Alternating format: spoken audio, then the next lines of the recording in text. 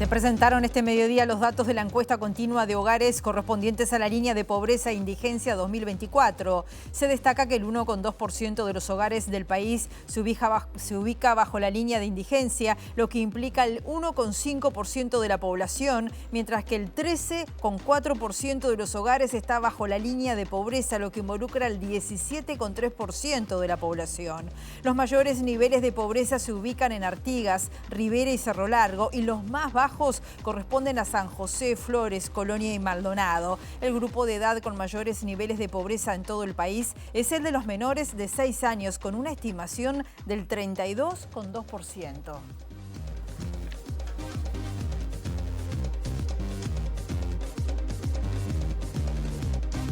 ¿Qué tal? ¿Cómo están? Bienvenidas, bienvenidos a MBD Noticias. Comenzamos con la información con 21 grados a esta hora aquí en la capital. Una jornada que va a seguir con disminución de la nubosidad, dice Inumet. Una jornada soleada a esta hora. Estamos viendo ya las cámaras del Centro de Gestión de Movilidad de la Intendencia. China, entre Turquía y Grecia, hay obras de saneamiento. Luis de la Torre, entre Carlos Maeso y Benito Lamas, hasta las 18 horas van a estar trabajando allí en hormigonado. Otro punto complicado, Norberto Ortiz, entre García de Zúñiga y Santiago Sierra. Ahí está trabajando un grupo de trabajadores de OCE, así que estos son algunos de los puntos de la capital donde están complicados. Ustedes saben muy bien que a través de las redes sociales, @Intendencia de Montevideo, Tránsito, que están viendo allí en pantalla, pueden ver toda la información del mapa de Montevideo en materia de movilidad o entrando a la página web de la Intendencia también. Vemos los títulos, si les parece.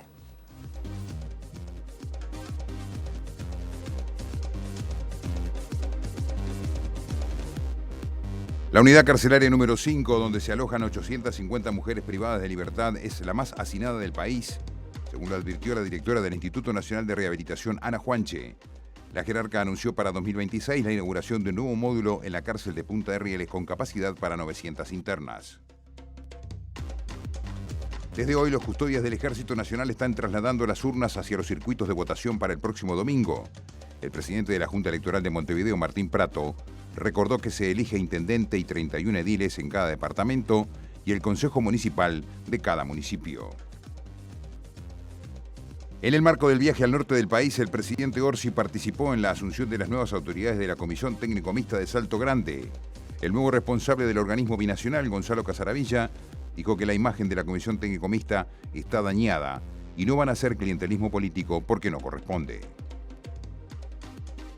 El Papa León XIV ya recibió la primera invitación para venir a Uruguay en la primera charla que mantuvo con el arzobispo de Montevideo, cardenal Daniel Sturla, tras su designación como sumo pontífice de la Iglesia Católica. Los presidentes de Rusia y Brasil, Vladimir Putin y Luis Ignacio Lula da Silva, se reunieron este viernes en el Kremlin, donde reafirmaron los lazos de cooperación entre los dos gigantes, haciendo énfasis en el sector energético.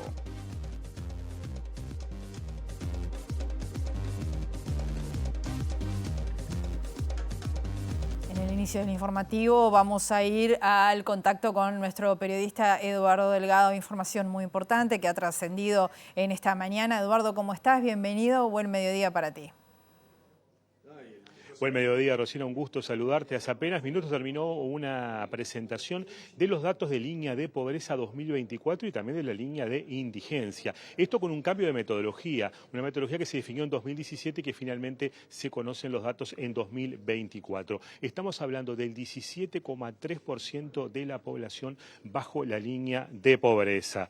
Esto es un cambio importante respecto a la anterior metodología que se utilizaba desde 2006 y que si comparáramos los métodos daría un 8,3%. El director del Instituto Nacional de Estadística, Marcelo Bisoño, fue quien informó de estos datos que, bueno, podemos también disgregar algún tipo de información. Por ejemplo, que la pobreza se concentra en las infancias, en especial en los menores de 6 años, en los hogares que tienen a mujeres como referentes y también en la población afrodescendiente. Luego de la presentación también hizo uso de la palabra el director de la Oficina de Planeamiento y Presupuesto, Rodrigo Rodrigo Arim, quien destacó que esto no implica que haya un aumento de la pobreza, sino que había un problema en la medición, que se mejora con este tipo de metodología y que le implica al gobierno un cambio justamente en las definiciones sobre las políticas públicas para atender a los sectores de la población más afectados por la pobreza. Dijo que implica un cambio de brújula justamente para las autoridades y para el Estado en general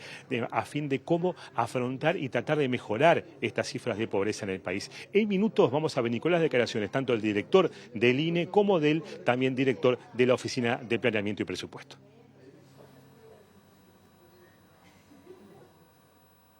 Muy bien, Eduardo, esperamos entonces ese material, es muy importante para compartir con la audiencia. Cambiamos el tema. Conocido el nombre del sucesor del Papa Francisco, el sacerdote Pablo Bonavía destacó hoy aquí la apuesta de la Iglesia Católica de mirar el mundo desde el sur global y el llamado a la paz en el primer discurso del Papa León XIV, en un contexto político de guerra y dividido además por discursos como el del presidente Trump. En referencia al impacto que tendrá el nuevo papado en Uruguay, el teólogo y párroco de Jacinto Vera aseguró que la Iglesia uruguaya debería aprender de la tradición y legado de Francisco, que expresó que nadie es más que nadie.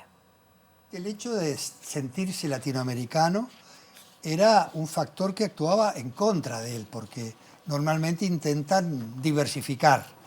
Después de un argentino, elegir un peruano que se hizo peruano, yo creo que es toda una apuesta, ¿no? Una apuesta, una manera de mirar el mundo desde el sur global, más allá de cuál continente, que a mí me parece que, bueno, es una buena perspectiva para el nuevo papado.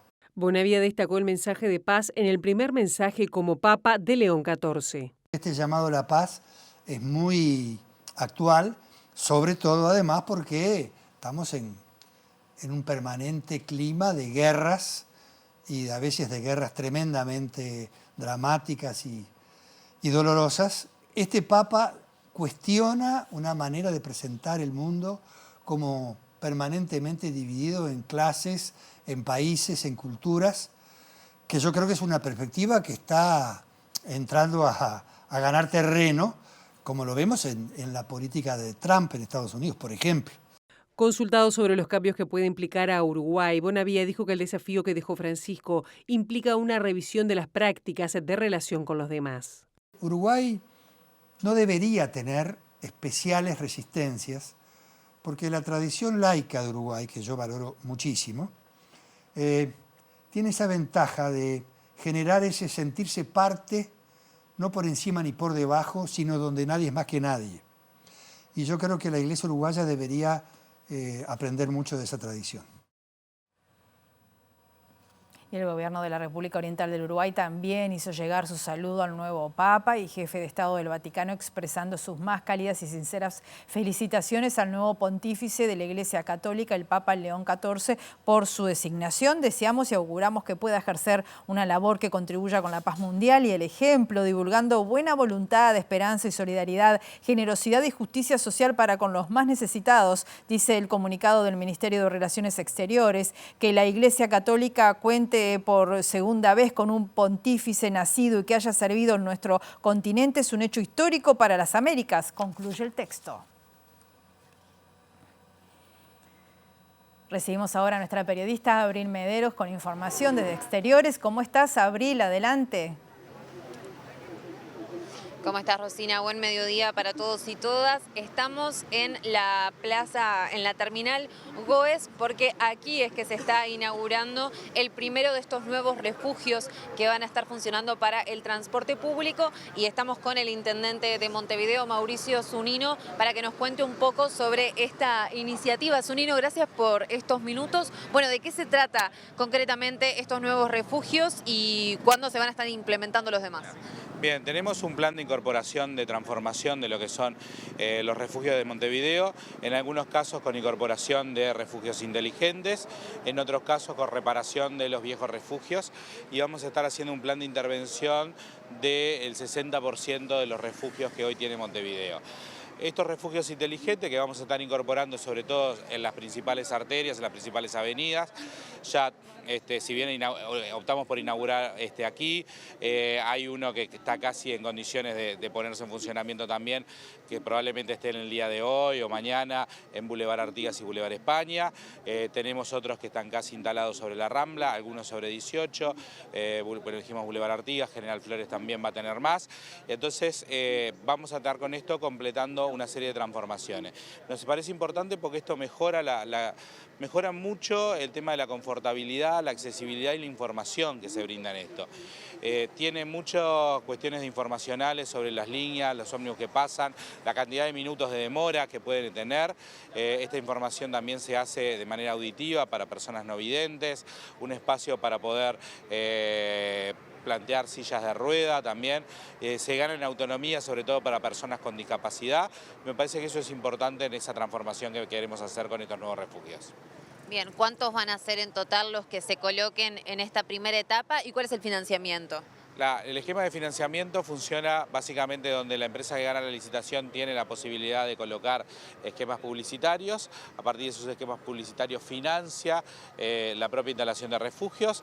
En estos días vamos a estar instalando los 10 primeros, pero después vamos a tener un cronograma que vamos a ir anunciando de dónde se van instalando y dónde van apareciendo los nuevos refugios. Zunino, le cambio de tema. Recientemente se aprobó un llamado a la Junta Departamental de Montevideo, usted como autoridad, sobre todo para explicar cuáles son las finanzas de la Intendencia, cuáles han sido en esta gestión, cómo se recibe este llamado y qué puede adelantar de los números que se están presentando. A ver, el tema sobre el cual estamos siendo llamados a sala, primero que nada, quiero anunciar que ya se informó en la Junta Departamental con motivo de la rendición de cuentas del 2023 y toda la información sobre gestión humana fue transmitida ahí. Están las versiones taquigráficas de lo que la Intendencia planteó sobre cada una de las horas. Eso lo hicimos en el mes de julio, durante el mes de julio y agosto, que fueron las comparecencias de la rendición de cuentas pasada. O sea que en realidad nosotros ya informamos sobre esto a la Junta Departamental el año pasado y de esa manera vamos a volver a transmitir información que la Junta Departamental ya tiene y que en su momento pudo consultar y pudo revisar con las comparecencias de los distintos departamentos en la Junta Departamental pertinente cuando procedimos al tema de rendición de cuentas. Por eso también un poco nos llama la atención que se vuelva sobre un tema que en realidad fue presentado y fue planteado en el momento oportuno, tal como la Constitución manda que lo hagamos en el proceso de rendición de cuentas. Por eso decimos no tenemos ningún inconveniente en volver a ir, coordinaremos la fecha adecuada, pero lo cierto es que toda esa información ya fue brindada y fue preguntada, evaluada y considerada en el proceso de rendición de cuentas del año pasado. ¿No quedan los datos de 2024 entonces por presentar o ya está toda la información presentada? Los datos de 2024 se presentan con la rendición de cuentas de 2024, estamos tratando de elaborarlos y eso van a ser estar al 30 de junio, tal cual nos establece el plazo constitucional. ¿Entiende que el reclamo de información de la oposición es innecesario ya que se ha sido abierto? ¿Es eso lo que dice? Exactamente, ya tuvieron las instancias para poder preguntar. Hay un tema también de que la parte de los ediles que convocan acá después no van a las sesiones y en realidad eso dificulta a veces que tengan la información, pero es parte de las inasistencias propias que pueden contratarla con las listas de asistentes en cada una de las sesiones. Y parte de los firmantes, en realidad, y parte de los que han hecho declaraciones públicas, después no participan mayoritariamente, bueno, por eso le faltó quórum en la sesión anterior, donde solo 9 de los integrantes de la oposición habían estado para generar esa sesión. ¿Hay reclamos o quizás disconformidad con algunos manejos de las finanzas o susceptibilidades que plantea la oposición? ¿Cómo se responde? ¿El manejo que se hace es correcto? Sí, es lo que hemos planteado y el manejo está adecuado a lo que nosotros nos trazamos. El sistema de mecanismos hemos informado de manera correspondiente en las distintas instancias y ya te digo, no tenemos inconveniente en volver a hacerlo, pero es información que ya disponen y que ya tienen. Muchas gracias.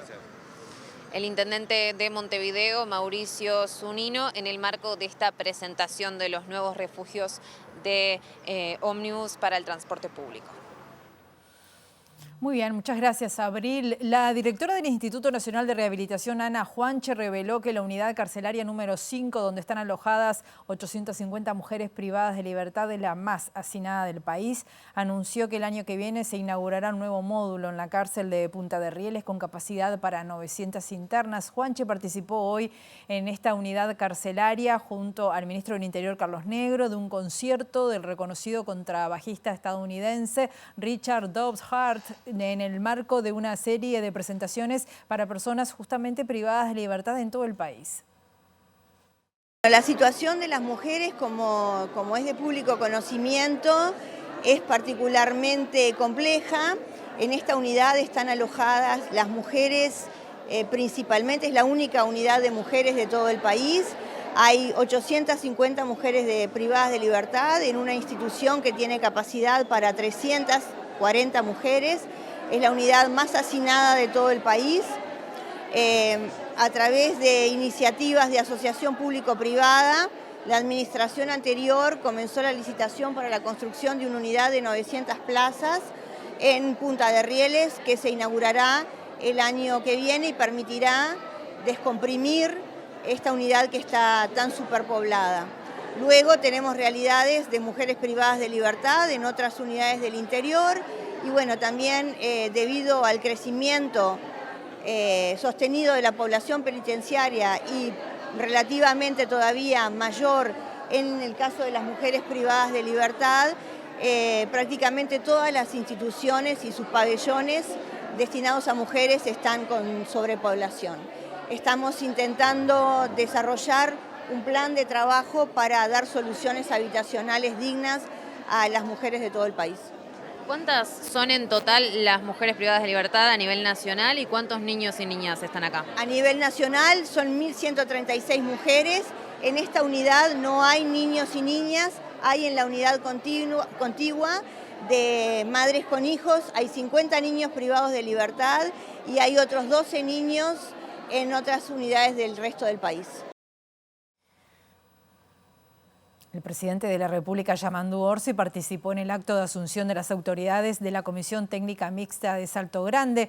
El mandatario destacó allí que Salto Grande es una referencia y la elección de Gonzalo Casaravilla al frente del organismo binacional es para ponerle un pienso a un tema que es central para el desarrollo nacional. Yo visualizo que Salto Grande es una referencia y el poner a alguien que fue presidente de UTE al frente de esto es ya nuestra orientación. Acá ponemos a alguien que le ponga pienso a algo que es central para el desarrollo nacional, que es la energía. Es eso.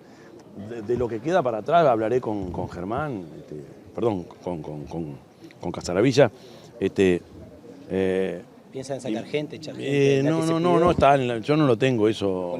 Lo veremos a propósito. No. Yo prefiero no contaminar ahora ese tema porque es una potencia tiene Salto Grande y la generación de energía es algo tan central que contaminarlo con esto otro, yo prefiero que no. Por supuesto que la administración tendrá que hacer lo que tenga que hacer. ¿Qué puede ser sacar a la gente que tiene prefiero no hablar de eso y quien me conoce sabe que para mí no es un objetivo en sí mismo. Hay que corregir, por supuesto, para que funcione bien. Por años se ha pedido las regalías de Salto Grande que quedan para la región. Cada vez que venía Salto en la campaña electoral me planteaban eso. Por supuesto que está bueno que el derrame se visualice un poco mejor. En la Comisión Administradora de Salto Grande, el periodo anterior hubo mucho derrame a Paysandú y Salto de recursos. ¿Cuál va a ser la política que se va a aplicar en torno a eso? Con respecto a recursos de Salto Grande. Recursos económicos para apoyar actividades variadas. Yo creo que uno de los aportes, no sé, no hizo un balance de dónde derramó y dónde no, pero el gran aporte es contribuir desde el lugar y desde lo que significa Salto Grande, contribuir al desarrollo nacional y como me decían unos chacareros, nosotros nos gustaría para el riego tener una energía más acorde con estar tan cerca la central, ¿no? Entonces ahí te pongo un ejemplo de los reclamos de la gente. Por supuesto que es binacional, no pertenece a un departamento, eso es así, pero sí a una región y ahí tenés un poco razón. Lo bueno que se visualiza acá en temas concretos de desarrollo, todo lo demás capaz que está de más, pero el tema de desarrollo a mí es central. El presidente de la Comisión Técnica Mixta de Salto Grande, Gonzalo Casaravilla, dijo que el organismo binacional enfrenta el desafío de la renovación de los equipos de generación, pero antes tiene que recuperar la imagen mancillada por los escándalos de clientelismo que llevaron a la renuncia del ex responsable nacional, el nacionalista Carlos Albizu. Casaravilla destacó que se hará un ingreso transparente y equitativo de los funcionarios de este organismo. Falta de transparencia, acoso laboral.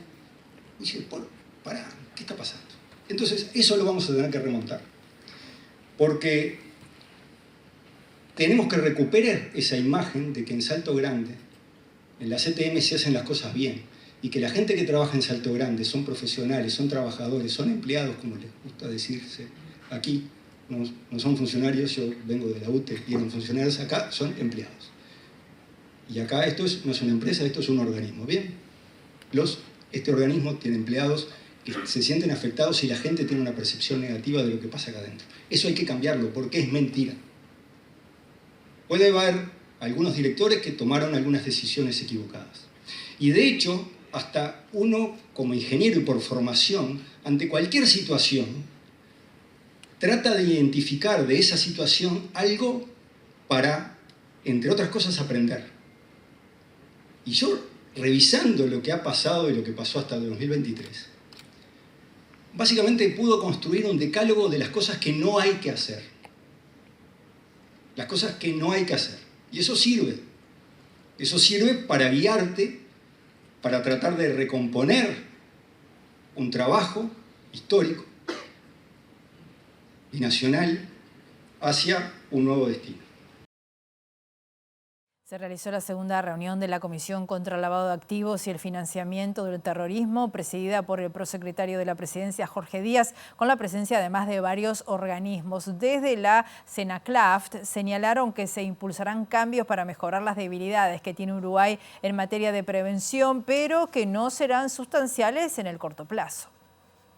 No hay ninguna modificación que podamos decir esto va a cambiar sustancialmente la situación que tenemos al día de hoy, tanto en los delitos precedentes como en los sujetos obligados, como en el tipo de debida diligencia que tienen que aplicar. No hay nada novedoso o que pueda impactarse en la actividad de los sujetos obligados, en los controles que tenga que hacer. Sí, puede ser que algún sector en particular se sienta más comprendido con alguna modificación de la debida diligencia, pero también tenemos alguna modificación respecto a la integración de la comisión, porque como les decía al principio, es un ámbito de coordinación a alto nivel. Estamos proponiendo también la integración de algunos otros actores, como es el Banco Central, como organismo en sí, y también la Fiscalía. Eso también es otro cambio. Uno de los puntos tiene que ver, por ejemplo, que no teníamos todo el espectro de delitos precedentes, estamos incorporando algunos delitos que ya están previstos, como son un tipo de delitos ambientales, y estamos incluyendo también el fraude de instituciones financieras, que ya está tipificado y no estaba incorporado a la ley, pero vuelvo a decir, no son cambios porque no son situaciones que se presenten frecuentemente, entonces no son cambios que vayan a impactar al día de hoy. El Ministerio de Educación y Cultura planteó al Poder Ejecutivo dejar sin efecto las autorizaciones a universidades privadas firmadas por decreto en febrero y convocará al diálogo con todo el sistema terciario público y privado para poder elaborar juntos una nueva normativa. El ministro José Carlos Maía dijo que el decreto del anterior gobierno tiene varios vicios de forma que deben ser corregidos para atender además los reclamos planteados por la Universidad de la República. Usted para hacer un decreto tiene que tener la firma del Poder Ejecutivo en su conjunto, no solo del ministro, para hacer un ejemplo. Es buena cosa además desde nuestro punto de vista que tenga la participación y el involucramiento genuino de, por ejemplo, las propias universidades privadas en su gestación, que no haya tenido como tuvo recusación de la Universidad de la República. Hay una serie de aspectos que, insisto, desde nuestro punto de vista, eran inconvenientes, había que revisar y por eso hicimos esa propuesta de derogación. Previendo la llegada de nuevas instituciones con esa fragilidad. A ver, yo creo que pueden llegar nuevas instituciones. De hecho, nosotros recibimos propuestas del exministro, que obviamente vamos a estudiar. Es un tema a considerar, pero básicamente de lo que se trata es lograr armonizar un sistema de educación superior privado o, digamos, bien reglado o mejor reglado con las universidades públicas y el sistema terciario. Desde nuestro punto de vista, eso no sucedió respecto al decreto que pedimos se derogue. Maía informó que se trabaja en un acuerdo marco entre el Plan Ceibal y Google que dé posibilidad de acceso a más información de inversiones de esa empresa en el país y avanzar en desarrollo de inteligencia artificial. Segundo bloque de MB de Noticias. Continuamos con la información y hoy les contábamos que se presentaron este mediodía los datos de la encuesta continua de hogares correspondientes a la línea de pobreza e indigencia 2024. Son datos muy relevantes. Vamos a compartir más información nuevamente con nuestro periodista Eduardo Delgado. Eduardo, contanos. Así es, Rosina, como decimos al inicio de MB de Noticias, datos de 2024 con este cambio de metodología que se había implementado en 2017, pero bueno, finalmente se aplica en 2024. Estamos hablando del 17,3% de la población bajo la línea de pobreza y del 1,5% bajo la línea de indigencia. El nuevo director del Instituto Nacional de Estadística, Marcelo Bisoño, fue quien dio los primeros datos justamente sobre esta información de 2024. Bisoño es una persona, un uruguayo de larga trayectoria a nivel de organismos internacionales, en especial el Banco Mundial. Residió durante 16 años en Washington y vuelve justamente a nuestro país para asumir este cargo de dirección en el INE. Escuchamos parte de los datos que justamente dio Bisoño sobre pobreza e indigencia en 2024. Lamentablemente la pobreza sigue siendo infantil en Uruguay. Infantil, dramáticamente infantil. Y la pobreza de los adultos mayores, 65 y más, es sumamente baja. Si comparamos en el entorno latinoamericano, la tercera edad tiene unos niveles de pobreza que serían envidiables por cualquier otro país de América Latina. Lamentablemente la pobreza infantil no. La pobreza infantil está alta, sigue siendo alta, estaba alta en la canasta anterior y está alta en esta canasta. Quizá un poco menos porque los ratios de pobreza infantil a pobreza de adultos mayores se han achicado un poco, pero la pobreza sigue en el 33 y pico para niños de 6 o menos. Y esto atado, me imagino, al dato de que también los hogares con referente mujer también tienen mayor pobreza. Eso también, pero todavía no hemos profundizado lo suficiente. Acá hay un ejercicio yo hace 2 meses que estoy en funciones y hace 5 días que estoy en el país y hemos empujado esto para llegar con estos datos. Sí, ese es un buen punto, pero hay que profundizar el estudio. Lo que nos da, sí, que la pobreza de hogares con jefas de hogares femeninos es mucho más profunda que la de masculinos. Esta es una metodología 2017. ¿Por qué entiende usted que esto no salió antes a luz, antes incluso en plena campaña o ahora, antes de asumir el gobierno? Elucubrar sobre esos temas es complejo. Esto empezó en el 2016 y se extendió al 2017 el trabajo de campo. Son trabajos largos y el INE no le sobran recursos. Ahí estuvo el COVID en el medio y estuvo el censo en el medio. Si eso justifica la salida a última hora, yo no lo puedo decir. Sé que son válidas justificaciones o válidas explicaciones para generar retrasos. Parte de lo que escuchamos, lo que decía Bisoño, la pobreza identificada con mayor gravedad en algunas zonas del país, en los menores de edad, en especial en los menores de 6 años, en los hogares que tienen como referente a mujeres y en la población afrodescendiente.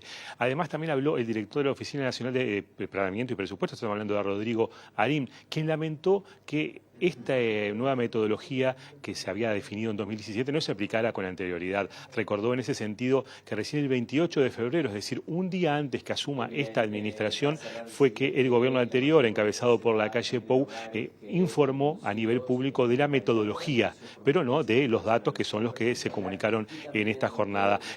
Agregó Arín que este dato de 17,3, que es muy diferente al que darían con la metodología que se aplicaba anteriormente de 2006, que daría un 8,3%, no implica que la pobreza se haya duplicado, sino que había unas diferencias en la medición que mejoran con esta nueva metodología. Escuchamos parte de lo que dijo Rodrigo Arim. Quiere decir que estábamos midiendo la pobreza y aproximándonos al fenómeno de la pobreza de una manera tal en donde las políticas públicas estaban usando una brújula desactualizada. Y esto tiene implicancias directas para pensar las políticas públicas, para pensar el diseño de las políticas y también su focalización más en general. Estamos en una situación donde tenemos un nivel de pobreza que es el doble de que proveía la línea anterior. Vuelvo a decir, no quiere decir que haya aumentado al doble, quiere decir que estamos midiendo mal la pobreza en términos de lo que es hoy la realidad del Uruguay. Tenemos también una situación de pobreza infantil que es mayor de la que tenemos prevista y eso incide en la agenda más directa de políticas. La segunda preocupación, ya no tanto pensada desde el diseño de las políticas y, por ejemplo, el diálogo social, que implica también repensar todo el sistema de protección social hacia la infancia y hacia los adultos mayores, tiene que ver con un corte más institucional. No es buena cosa que una encuesta que fuera relevada en 2017 termine actualizándose la línea de pobreza 8 años después. Eso, en algún sentido, no pone en tela de juicio algo que es un valor que reivindicamos los uruguayos y todo el sistema político, que es la confiabilidad del INE, eso está absolutamente fuera de cuestión, pero sí la pertinencia de contar con información en tiempo y forma. Las estadísticas no son solo un recuento de lo que ha pasado en la historia, son un instrumento para sostener el diseño y la discusión pública. Vamos con otros temas. El presidente de la Junta Electoral de Montevideo, Martín Prato, recordó que el próximo domingo se van a realizar 2 elecciones simultáneas. La departamental, en la que se elige el intendente y los 31 ediles, y la municipal, en la que se elige el consejo municipal y los alcaldes o alcaldesas. Prato sugirió ingresar a la página web de la Corte Electoral para acceder allí a la información necesaria para poder sufragar. Martín Prato recordó que es importante para el elector saber qué municipio le corresponde, lo que está determinado por su serie de credencial. El jerarca dijo que en la página de la Corte Electoral está la información de las series y los municipios que le corresponden. Hay 1.024.192 habilitados. Los locales son 569 locales en todo el territorio de Montevideo, en los 8 municipios, y hay 2.542 circuitos. ¿Se encarga el ejército de esta tarea? ¿Cuántos días lleva? ¿Cuándo se empiezan a repartir? Bueno, la distribución, hoy el ejército y la armada empiezan a retirar las maletas con las urnas, como te decía, y mañana es el Ministerio del Interior y la Fuerza Aérea para que el domingo a las 7 de la mañana estén en cada uno de los circuitos. Son 2 elecciones simultáneas, la elección departamental, donde elegimos al intendente y a los 31 ediles, y la elección municipal, donde se elige el consejo municipal y el alcalde o alcaldesa. En el caso de la elección departamental se presentaron 131 listas, son 36 más que con relación a la departamental de 2020, y en el caso de las municipales se presentaron 66 listas, que son 32 menos que en la elección municipal del 2020. El presidente de la Junta Electoral de Montevideo explicó algunos de los casos en que se anula el voto. Son hojas independientes, el elector puede elegir votar por una elección y no por la otra, o sea, pongamos un ejemplo, poner únicamente la papeleta departamental o únicamente la papeleta municipal. Bueno, causales de anulación del voto, hay 5 causales. En el caso de que aparezca en el sobre de votación una hoja departamental de un lema distinto al lema de la hoja municipal, ese caso hay una causal de anulación del voto. Después, bueno, tenemos por objeto extraño, en el caso que en la hoja de votación aparezca algún objeto extraño, en ese caso se anula todo el contenido del sobre, por ejemplo un boleto, bueno, o un billete, como ha pasado en anteriores elecciones. Ese caso también es una causal de anulación del voto. Después tenemos cuando hay 3 hojas idénticas, también en ese caso se anula el voto, no se valida. Y bueno, después acá podemos tener, por ejemplo, cuando el elector coloca en la hoja departamental una hoja municipal que corresponde a su municipio, pero a su vez le anexa otra hoja municipal que no pertenece al municipio en el cual vota, en ese caso se anula también todo el contenido del sobre. Fue inaugurado un nuevo centro diurno y espacio integral para personas mayores que gestiona la Intendencia de Montevideo en el barrio de Malvin.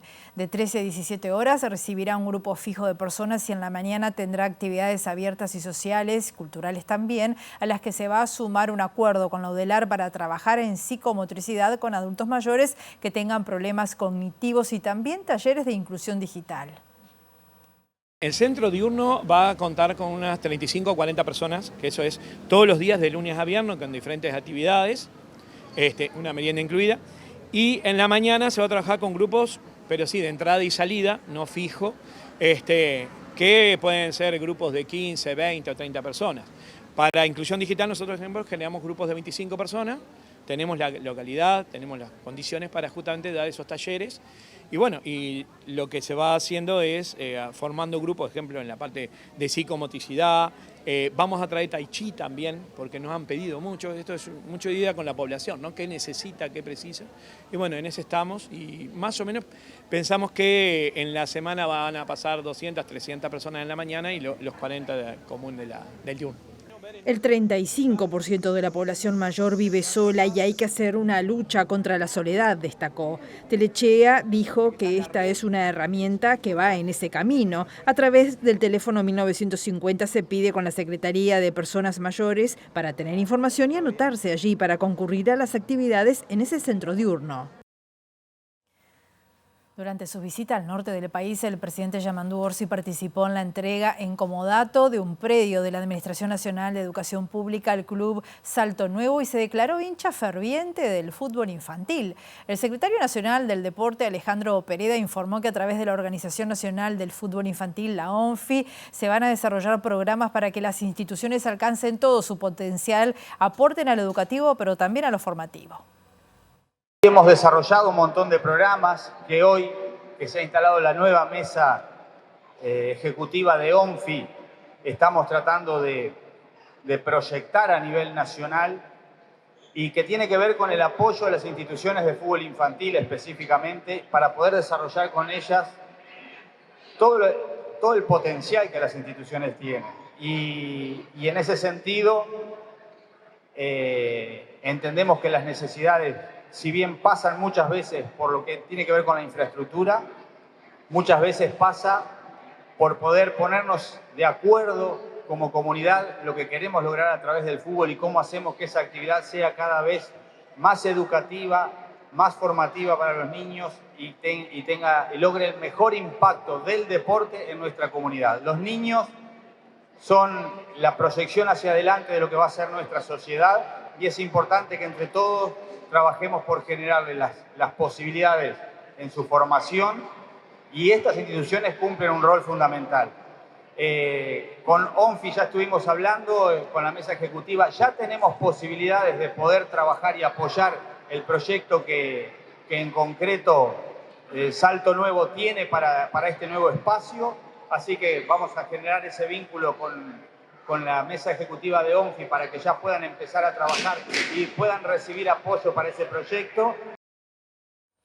El presidente de ACE, Álvaro Danza, dijo que el gran desafío del organismo es ser autosuficiente en materia de servicios de salud a la población, lo que implicaría un ahorro importante porque reduciría las contrataciones del sector privado. Danza participó junto al presidente Orsi y las autoridades del Ministerio de Salud Pública de una recorrida por el Hospital de Salto que atiende a más de 80.000 personas y al que se le van a realizar refacciones edilicias, incluida la remodelación del CTI neonatal y pediátrico. El sentido común, pero también las buenas prácticas asistenciales, indican que la emergencia, el tomógrafo, el bloque quirúrgico y los centros de terapia intensiva tienen que estar relativamente juntos, en un área manejable, para que se pueda ir del CTI al bloque, del bloque de la emergencia al CTI de la emergencia, tomógrafo del tomógrafo al CTI, etc. Eso hay que concentrarlo. Lamentablemente pasa en muchos hospitales del país, de Montevideo y del interior, que las obras se han ido haciendo sin un plan director de obras. Se han ido haciendo por módulos, con buenas intenciones, pero sin una visión de conjunto global. Y eso es algo de lo que hoy estamos pensando y estamos trabajando con la Dirección de Arquitectura de ACE, tener un plan director de obras que nos permita ir haciendo obras que además sean ampliables, que además permitan, si el día de mañana le tenemos que agregar una estructura, sea razonable ubicarla ahí, porque uno de los desafíos que hacen en general es ser autosuficientes. Ser autosuficiente quiere decir que nosotros mismos nos satisfacemos nuestra propia demanda dentro de lo que está a nuestro alcance. Hoy el tomógrafo es una cosa súper necesaria y prescindible. No se lo voy a contar acá la cantidad de personal de salud que hay, pero es súper necesario que haya un tomógrafo y ni que hablar en un hospital de este porte. Último bloque de MB de Noticias. Continuamos con la información. Les contamos que el Papa León XIV ya recibió la primera invitación para venir a Uruguay en la primera charla que mantuvo el arzobispo de Montevideo, Daniel Sturla, tras su designación como sumo pontífice de la Iglesia Católica. Sturla se mostró emocionado y agradecido de haber participado en el cónclave y agradeció al Papa Francisco por haberle permitido haber estado en esa situación. El cardenal Poli le dijo... recuerde que Argentina no tuvo la visita del Papa. Y él enseguida dijo, sí, Argentina y Uruguay. Y me miró a mí. Así que yo le dije, sí, lo esperamos. Bueno, así que podemos decir que ya está hecha la primera invitación al Papa León y que hay como, me pareció a mí, obviamente, el Papa no va a estar primero definiendo eso, que va a tener muy en cuenta el venir a Argentina y Uruguay como visita a Sudamérica, posiblemente también junto con Perú, que fue su patria de adopción. Sturla dijo que el cardenal Robert Prevost tenía una relación muy cercana con Francisco y con una sintonía importante. Se trata de un cardenal que tiene dos cosas muy importantes para ser tenidas en cuenta. Es decir, tiene experiencia de pastor de una diócesis y tiene experiencia además de conocer la curia romana, que en definitiva el Papa está aquí y tiene que conocer los engranajes de la curia. En este caso se dan esas dos realidades. Pero además él tiene una experiencia internacional muy grande, no solo por esa doble nacionalidad estadounidense y peruana, sino también porque como superior de su orden, le han llegado noticias y ha visitado muchos países a lo largo de 12 años de superior.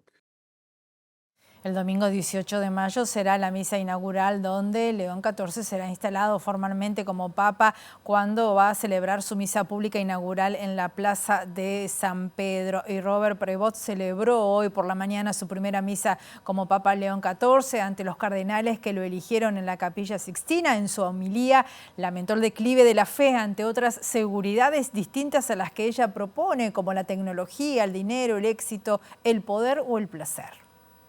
El Papa León XIV lamentó hoy que en la actualidad son muchos los contextos en los que la fe cristiana se considera un absurdo, algo para personas débiles y poco inteligentes. Así lo expresó en el mensaje de su primera misa como Papa, celebrada esta mañana en la Capilla Sixtina ante los 133 cardenales que lo eligieron ayer en la cuarta votación en el cónclave cardenalicio. Más adelante urgió a anunciar el Evangelio donde se ridiculiza a quien cree, se obstaculiza y desprecia o a lo sumo se lo soporta o compadece. León XIV centró su primera homilía en la misión de evangelizar que tiene la Iglesia y sus fieles en todo el mundo. Non sono pochi i contesti in cui la fede cristiana è ritenuta una cosa assurda per persone deboli, poco intelligenti. Contesti in cui ad essa si preferiscono altre sicurezze, come la tecnologia, il denaro, il successo, il potere, il piacere. Y el embajador de Estados Unidos en Israel aseguró hoy que el presidente de Estados Unidos, Donald Trump, ha ordenado introducir ayuda humanitaria en la Franja de Gaza lo antes posible. También anunció que la encargada de distribuir la ayuda en la zona será una nueva fundación privada. Como todos saben, el presidente Trump ha dejado muy claro que una de las prioridades más urgentes es que la ayuda humanitaria llegue a Gaza. El presidente Trump ha dicho claramente que una de las cosas más urgentes que deben ocurrir es que entre ayuda humanitaria en Gaza, dijo el embajador durante una rueda de prensa en Jerusalén. Según Huckabee, Trump ha ordenado a su equipo que haga todo lo posible para acelerar el proceso y aludió al reciente anuncio del Departamento de Estado de Estados Unidos de que una nueva fundación privada será la encargada de distribuir ayuda en Gaza bajo un nuevo esquema en el que trabaja Washington e Israel. Nos vamos, volvemos a las 18:55 con nuestra edición central y el domingo desde las 10:30 de la mañana vamos a estar llevándoles todo lo que suceda en esa jornada tan especial donde vamos a tener las elecciones departamentales. Que pasen muy bien, hasta luego.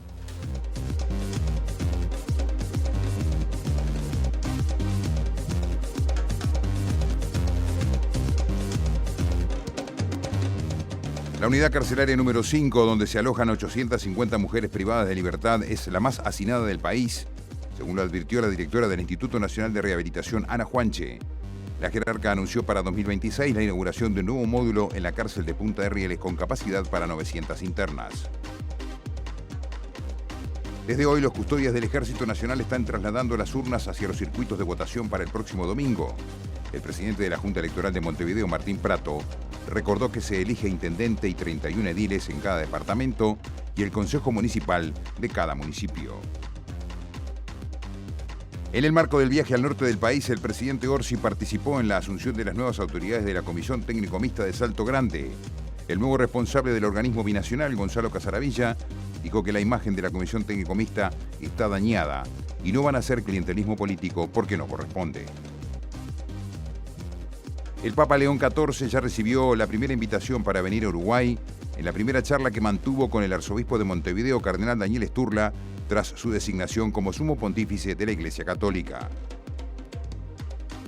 Los presidentes de Rusia y Brasil, Vladimir Putin y Luis Ignacio Lula da Silva, se reunieron este viernes en el Kremlin, donde reafirmaron los lazos de cooperación entre los dos gigantes, haciendo énfasis en el sector energético. Se presentaron este mediodía los datos de la encuesta continua de hogares correspondientes a la línea de pobreza e indigencia 2024. Se destaca que el 1,2% de los hogares del país se ubica bajo la línea de indigencia, lo que implica al 1,5% de la población. El grupo de edad con mayores niveles de pobreza en todo el país es el de los menores de 6 años, con una estimación de 32,2%.